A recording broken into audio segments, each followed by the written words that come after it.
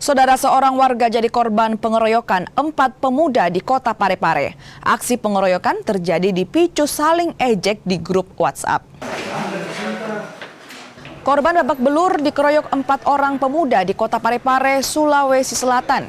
Akibat pengeroyokan, korban harus dirawat intensif di rumah sakit. Pengeroyokan dilakukan saat korban melintas di depan rumah salah satu pelaku. Kejadian bermula dari saling ejek antara korban dan pelaku di grup WhatsApp. Tidak terima diejek, pelaku kemudian memanggil 3 rekannya hingga berujung penganiayaan ke korban. Keempat pelaku yang 2 diantaranya masih di bawah umur terancam hukuman 7 tahun penjara. Satu adalah pemicu, di mana salah satu yang kita amankan dari keempat orang tersebut adalah satu sebagai pemicunya. Pernah menyinggung di grup. Korban ini pernah menyinggung di grup terkait dengan masalah ekonominya. Pak, ancaman hukum, Pak?